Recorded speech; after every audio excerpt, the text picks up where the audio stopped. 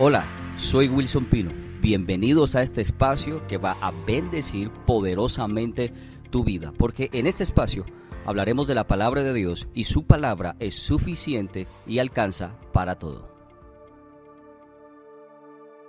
Para Dios nada es imposible.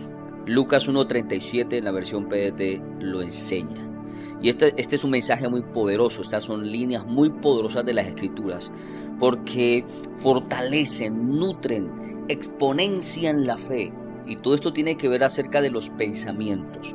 Tú recuerdas que empezamos con un mensaje de Filipenses capítulo 4, que nos enseña lo que tenemos que pensar o cómo es que tenemos que mantener la mente ocupada. Y nosotros necesitamos construir una vida en relación a esos mensajes y en relación a esos consejos.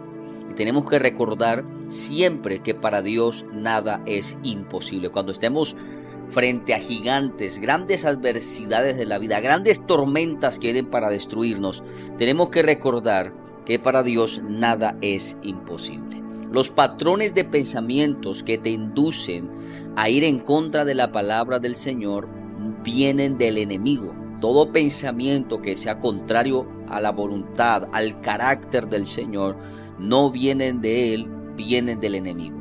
Los malos pensamientos se nutren de ambientes y de atmósferas que los fortalecen. Hay que tener mucho cuidado a los lugares a los que asistes. Tener mucho cuidado a la gente a la que tú le prestas tus oídos, porque los malos pensamientos se nutren de esas atmósferas y se nutren de esos ambientes. Una persona que está en una crisis depresiva debe buscar lugares, espacios, ambientes y atmósferas que le provean paz, que le provean tranquilidad, consejos, sabiduría. Claro, lo que pasa es que atraemos a las cosas a las que nos parecemos. Entonces tenemos que procurar buscar ambientes sanos, buscar lugares sanos, atmósferas que nos conecten con el Señor, no que nos alejen de Él. Tu mente puede con todo. Por eso cuando conoces la verdad, todo argumento cae. El Señor nos dio una habilidad muy poderosa que es la habilidad de soñar. La habilidad de poder creer en cosas imposibles. Y eso sucede en un lugar muy importante en nuestra mente, que es la creatividad. Todo lo que en la mente cabe, la mente puede con eso. Y por eso cuando la verdad, tú te expones a la verdad o la verdad llega a tu vida, todos esos argumentos que te impedían creer por cosas grandes caen para siempre. Uno necesita hacer una cosa poderosa, o creo yo que es lo que necesitamos hacer cuando se trata de construir una mente sana, conectada con la voluntad del Señor. Uno necesita llenar la mente con la palabra del Señor. Cuando Jesús fue tentado la tercera vez, tú recuerdas que fue llevado al desierto y fue tentado 3 veces. La tercera vez, todas las veces el Señor respondió siempre con la palabra. Y es poderoso entender que cuando el enemigo entendió la tercera vez que hace la tentación y Jesús le responde con la palabra, el enemigo se aleja, se va y no vuelve. ¿Por qué? Porque la guerra se gana en la mente, y cuando la guerra la ganas en la mente, las tinieblas no tienen opción contigo. Entonces la batalla más importante que libramos, la libramos en los pensamientos. Ahí es donde está la victoria y también ocurre la derrota. Por lo tanto, es importante construir siempre una mente fortalecida en la palabra del Señor, porque es una mente que no va a ser fácilmente doblegada por el enemigo y que no va a ser fácilmente seducida ni engañada. Todo lo contrario, el Señor te ha dado las herramientas para vencer todo pensamiento, toda distracción, toda mentira que el enemigo haya puesto en tu mente, dicha por amigos, por cercanos o simplemente por ideas que han llegado, que han querido aterrizar ahí. Pero el aeropuerto de tu mente está cerrado para las ideas del enemigo, y esto tiene valor en nosotros, y necesitamos ver el valor de lo importante, de lo poderoso que es entender que toda victoria presente y futura depende de nuestros pensamientos. El enemigo opera en los patrones de pensamientos. En otras palabras, La tarea del enemigo, como lo aprendíamos antes, es construir un fuerte, una fortaleza. Y esto es simplemente un pensamiento sobre otro pensamiento, sobre otro pensamiento. O sea, un pensamiento que ha sido nutrido, un pensamiento al que se le ha dado demasiada importancia.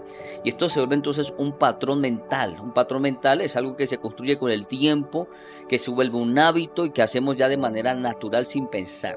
Ya hay un patrón de pensamientos y el enemigo opera de esa manera. La gente que atesora el odio puede ayudarnos a comprender mucho mejor esto.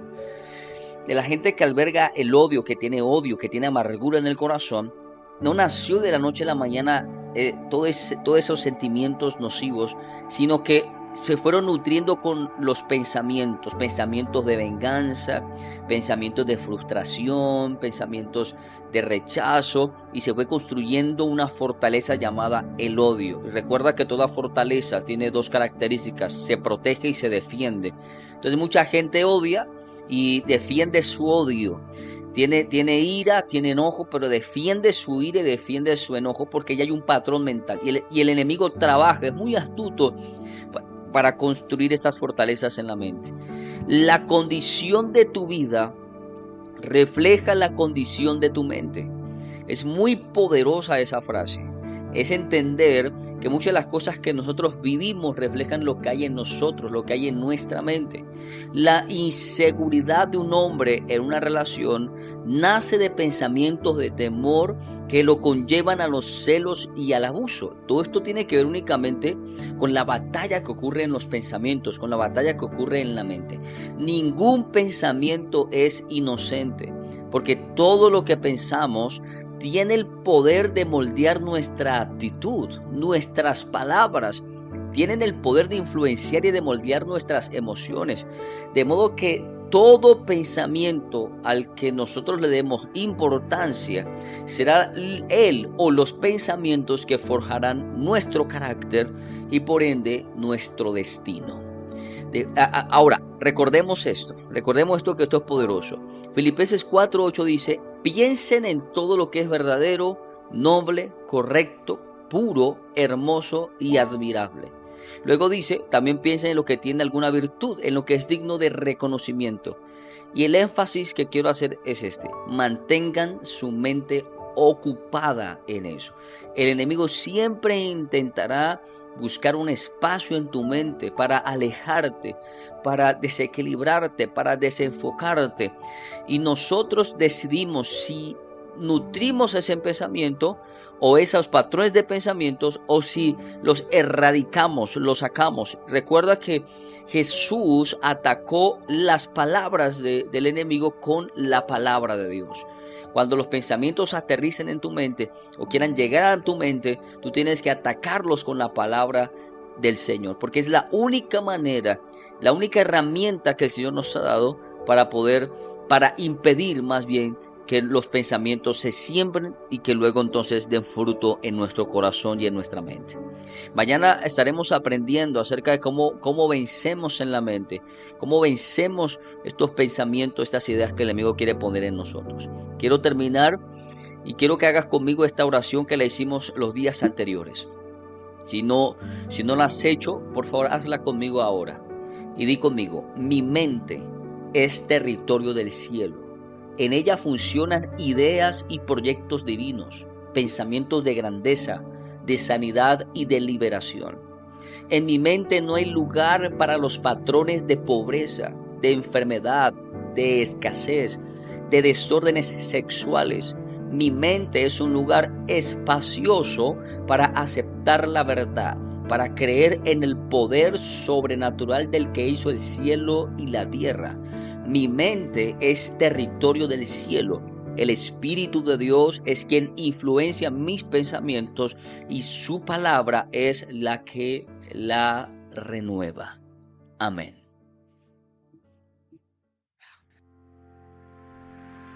Gracias por haber escuchado este mensaje que se ha bendecido tu vida.